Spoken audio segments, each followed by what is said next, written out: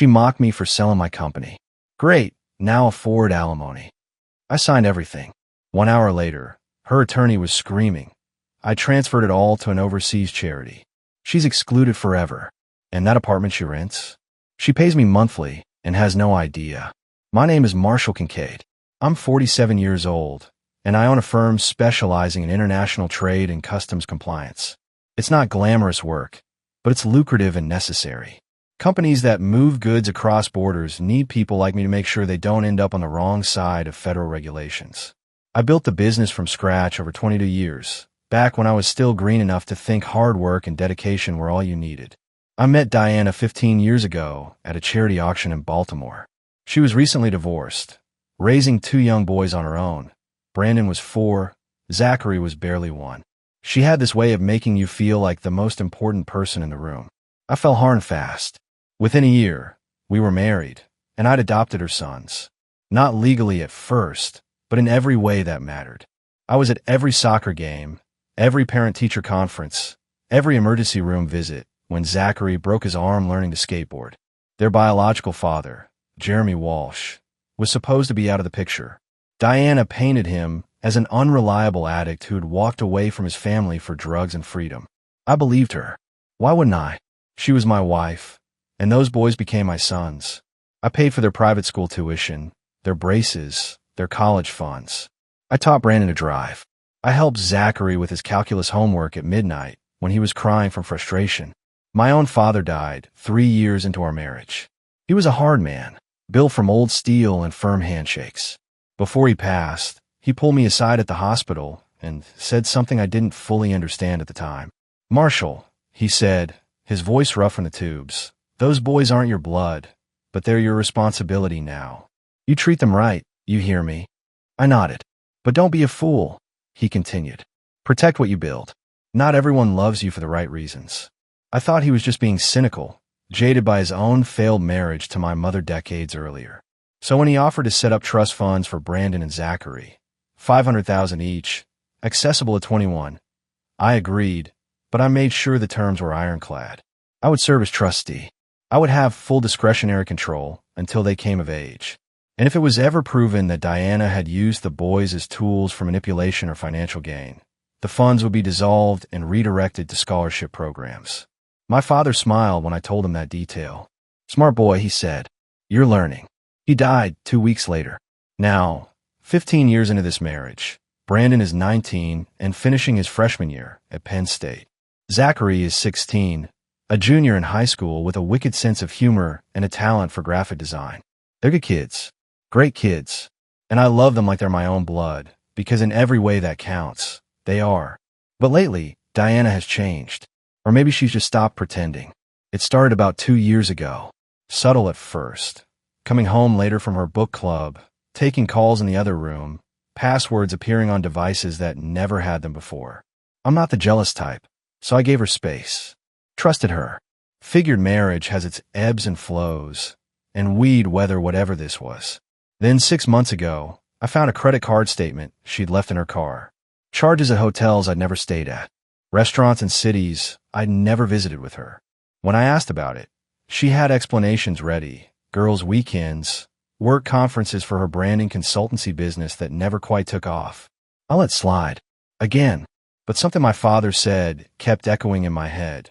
Protect what you build. So I started building. Not walls exactly, but frameworks. Legal structures. Protections that even I didn't fully explain to myself at the time. I told myself it was just smart business. Estate planning.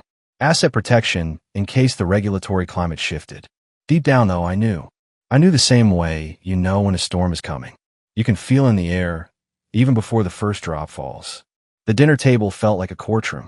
Diana sat across from me, stabbing at her salad with more aggression than the greens deserved.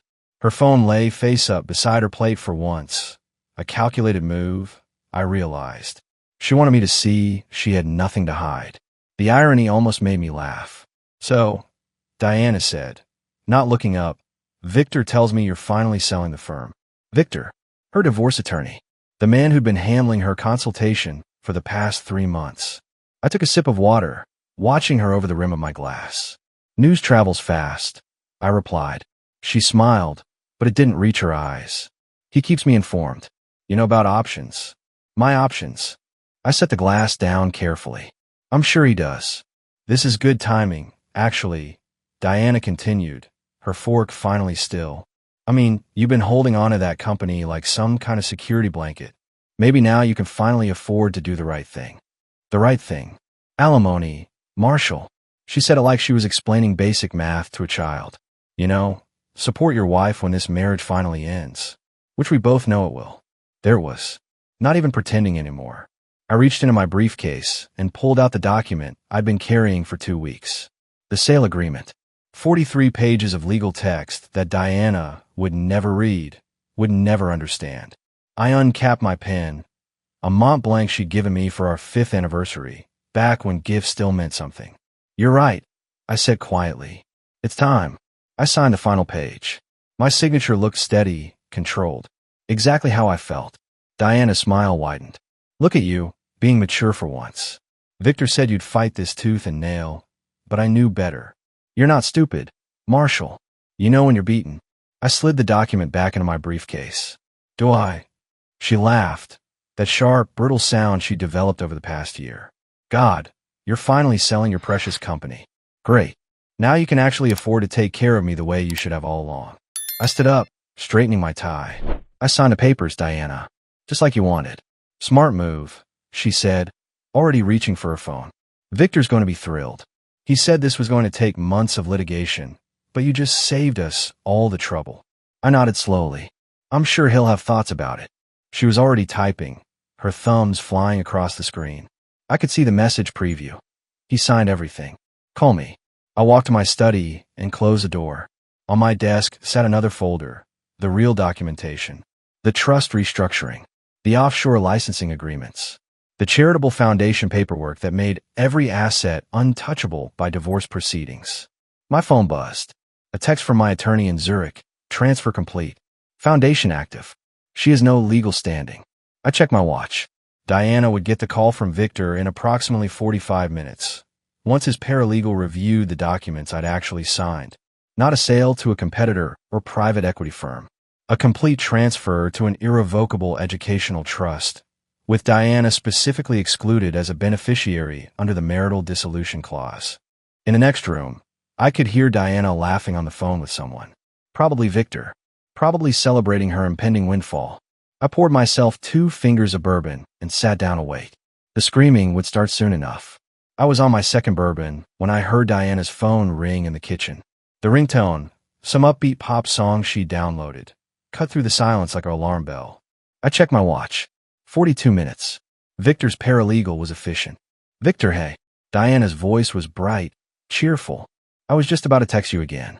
He actually signed everything without a fight. Can you believe it? I thought. She stopped mid-sentence.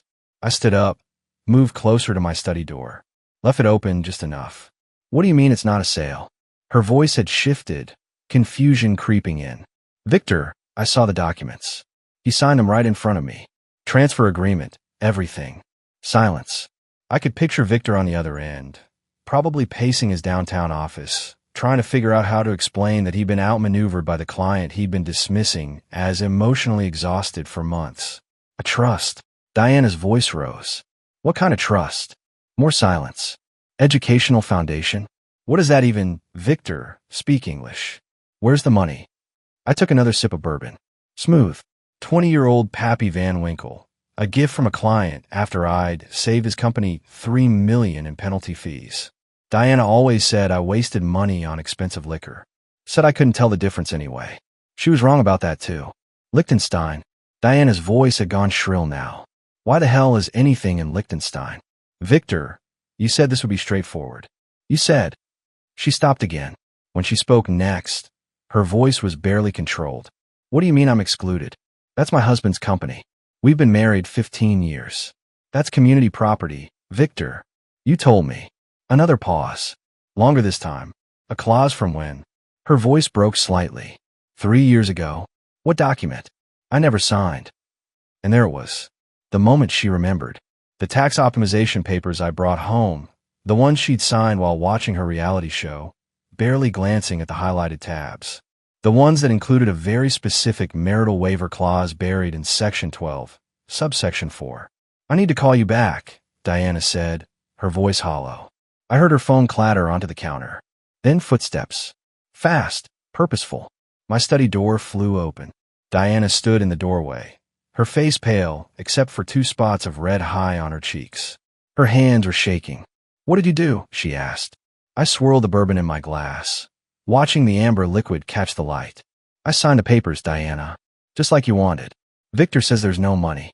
He says everything went into some trust in Europe. He says I have no claim to any of it. That's accurate."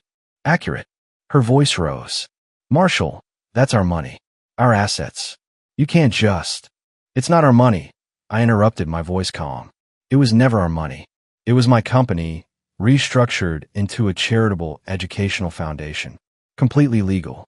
Completely binding. You set me up." I stood, setting my glass down carefully. "No, Diana. I protected what I built. There's a difference. I'll sue. Victor will. Victor will do nothing," I said, "because there's nothing to sue for. The foundation owns everything. It's governed by an independent board in Zurich. Any attempts to challenge it trigger penalty clauses that would take years to litigate and cost more in legal fees than you'd ever recover." She stared at me like I was a stranger. "When did you become this person?" "When you stopped being my wife," I replied. "I just didn't announce it." Diana didn't leave the kitchen that night. I could hear her on the phone, first with Victor, then with someone else, then Victor again. Her voice oscillated between rage and desperation, each call shorter than the last.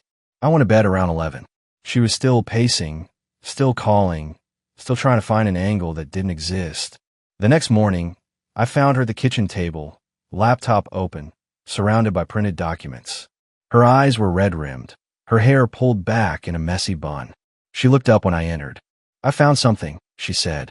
Her voice was hoarse. I poured myself coffee. "Did you? These documents you had me sign 3 years ago. Victor says they're binding, but I was under duress. Emotional manipulation. I didn't understand what I was signing." "You signed them while watching Real Housewives," I said. I remember specifically. Teresa had just flipped the table. "You laughed and said, 'Just tell me where to sign. I'm not missing this.'"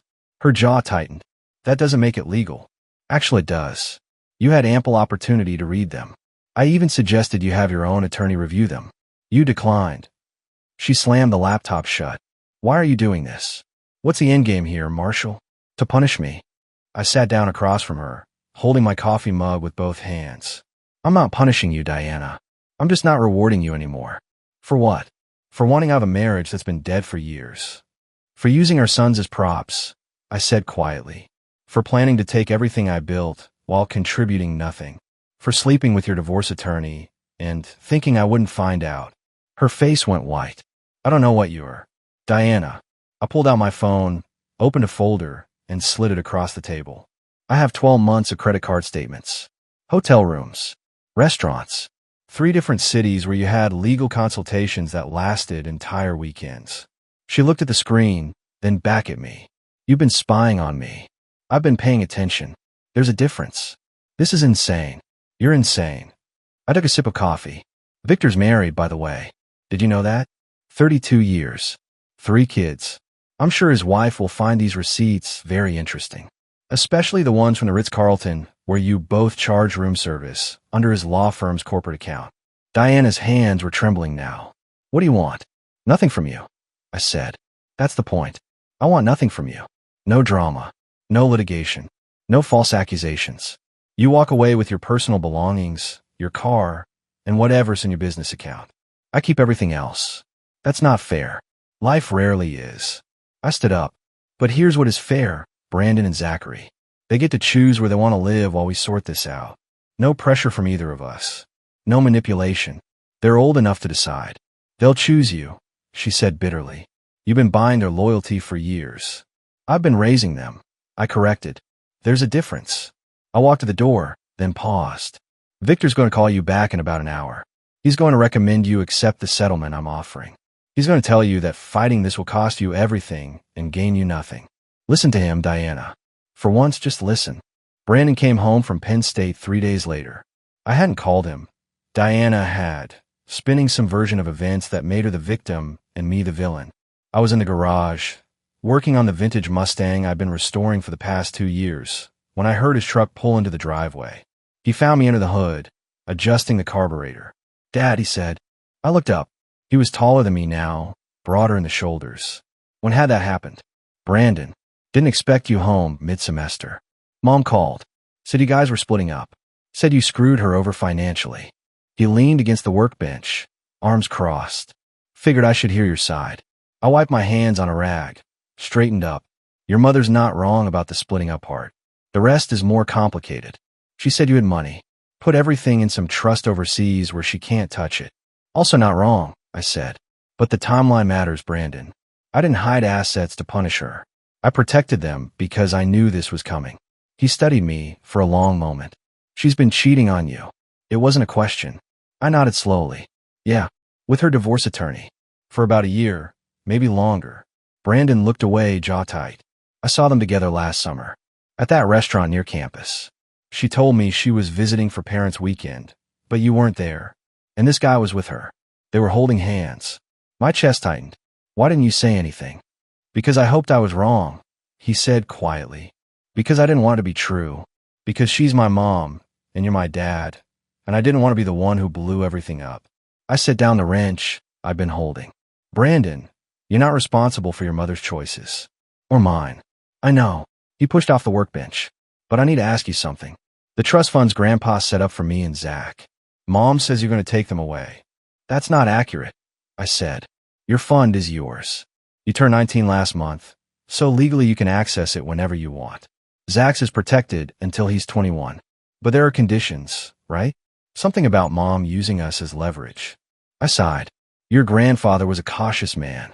He built in protections in case anyone tried to manipulate you boys for money. That's all." Brandon nodded slowly. Then he said, "I want to stay with you during all this. Not because of the money. Because you've been showing up for me since I was 4 years old. You taught me to drive. You helped me pick a college. You didn't have to do any of that." "I wanted to," I said, my voice rough. "I know. That's why I'm choosing you." He glanced toward the house. "Zach's going to choose you too. He told me last night on the phone. He said Mom's been different the past couple years. Distant. Like we were just props for her Instagram." I didn't know what to say to that. "There's something else," Brandon continued. "Mom told me my biological father was dead. Overdosed when I was 3. That's what she told me too. But last week, Zach found him on Facebook. Jeremy Walsh. Lives in Indianapolis. He's a contractor. Married. Has 2 other kids. Very much alive." The garage felt suddenly smaller. "Did you contact him?" "No. But Zach did. Sent him a message." Brandon met my eyes. He responded, "Dad. Said he's been looking for us for years. Said Mom told him if he ever tried to contact us, she'd file restraining orders and claim abuse." I sat down on the workbench stool. "Jesus. So yeah," Brandon said, "I'm staying with you. Because whatever you did to protect your assets, it's nothing compared to what she did to us." Diana's successful podcast had been her pride and joy for 2 years. Empowered Living with Diana had 53,000 subscribers, mostly women who listened to her weekly episodes about marriage, self-care, and finding your authentic voice. She charged $20 a month for premium content, ran ads, and occasionally did sponsor posts for wellness brands. What she didn't know was that her producer, a guy named Seth who she'd stiffed on payment 3 times, hated her guts. I'd contacted Seth a week ago, explained the situation, offered to pay him everything Diana owed him, plus a bonus. All he had to do was schedule 1 special episode. He'd agreed immediately. The episode went live on Thursday morning. The title, When the Empowerment Coach Gets Exposed, a Special Investigation. I was in my office when Diana's phone started ringing. Then her email started pinging. Then her social media accounts lit up like a Christmas tree. I heard her office door slam open. What the hell is this? I looked up from my computer. She was holding her phone, her face red, tears streaming down her cheeks. "You need to be more specific," I said calmly. "The podcast. Someone hacked my podcast and posted. They posted." She couldn't finish. "Posted what, Diana?" "Audio recordings. Of me. Talking to Victor. About the divorce. About the money. About..." She stopped, her voice breaking. "How did you get those recordings?" "I didn't," I said. "Your producer did. Turns out when you record your podcast remotely, The system captures everything, including what you say before and after you stop the official recording. Her hand was shaking. This is illegal. Actually, it's not. You signed a release when you started the podcast. Gave Seth permission to use any audio capture during sessions. You probably should have read that contract. She sank into the chair across from my desk. They heard everything. Everything, I confirmed, including the part where you called your subscribers naive idiots who pay for my lifestyle. That was particularly memorable. You did this. No, you did this. I just made sure the truth came out. I leaned back in my chair. How many unsubscribed so far? She looked at her phone. 42,000. Ouch. That was my income, Marshall. That podcast was how I made money. I agreed. Past tense. She looked up at me, mascara running down her face. Why are you being so cruel? Cruel would be making you listen to it, I said. I'm just letting consequences play out naturally. You build a brand on authenticity while lying to everyone, including yourself. That brand just collapsed. Not because of me, because it was never real to begin with. Her phone buzzed. She looked at it, then let out a sound somewhere between a laugh and a sob. Victor just texted. He's withdrawing as my attorney. Says the publicity makes it impossible to represent me. Smart man, I said. Probably worried about his own marriage once his wife hears those recordings. Diana stood up, unsteady.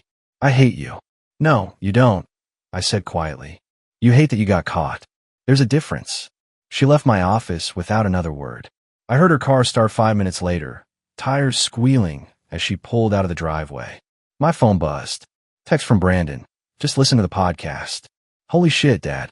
She really said that about her subscribers? I replied, she really did. Another text. I'm definitely staying with you. It's Act 2. We decided. I stare at that message for a long time. Something tight and painful loosening in my chest. Thanks, son.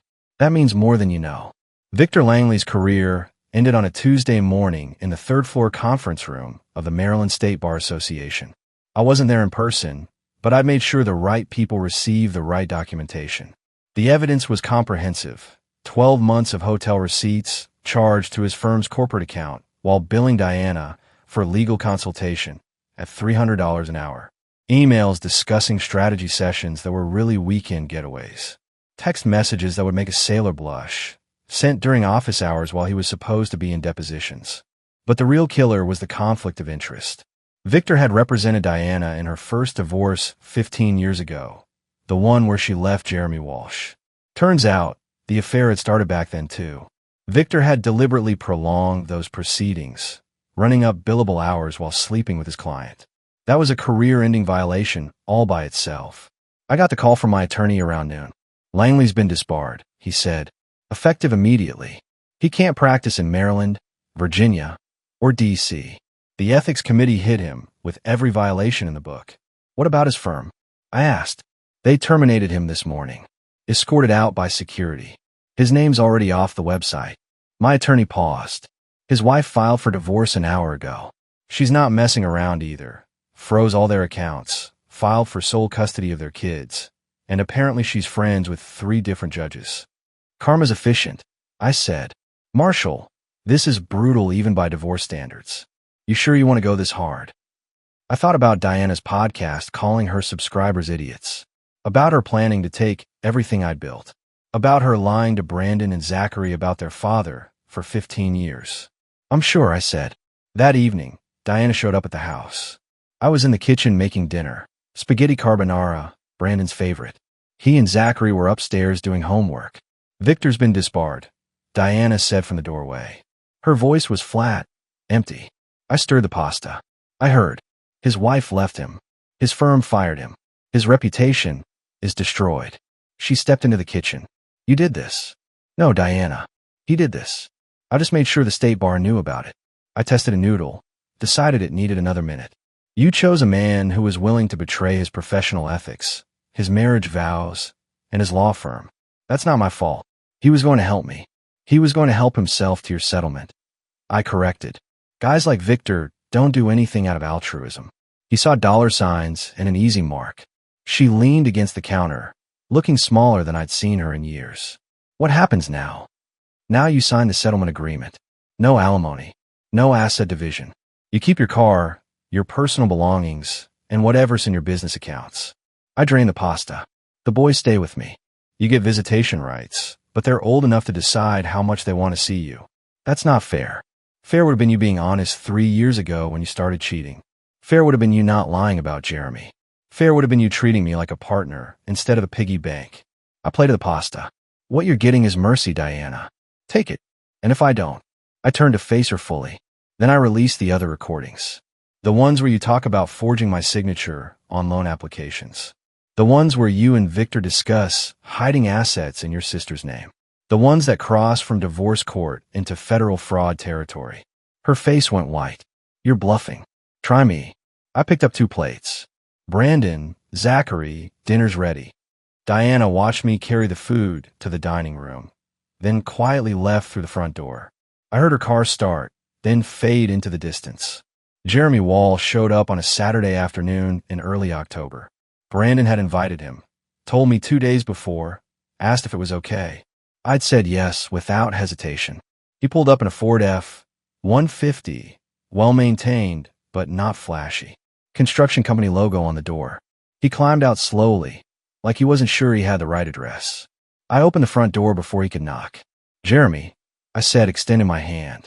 He shook it, his grip firm but not aggressive.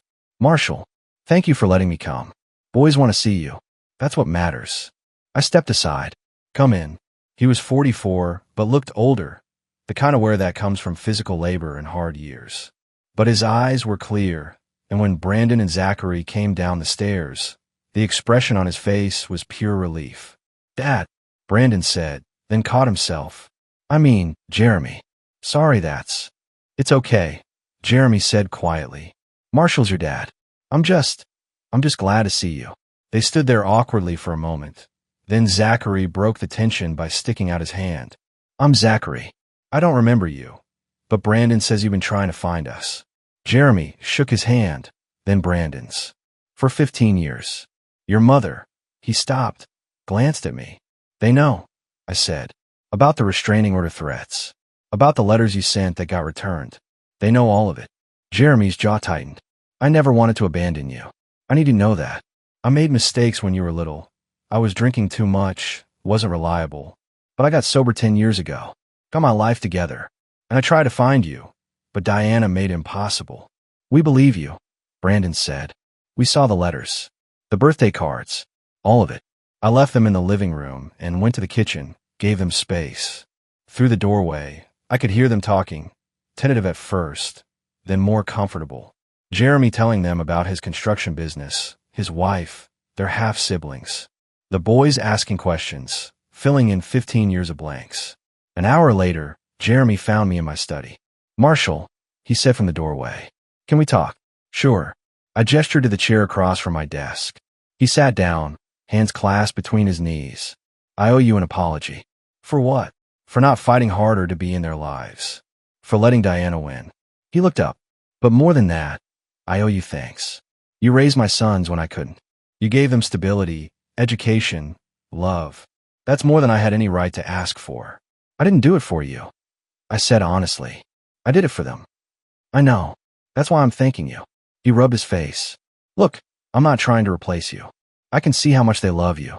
But I'd like to be part of their lives, if that's okay. Not as their dad. You're their dad. But as someone who cares about them. I studied him for a long moment. You hurt them once.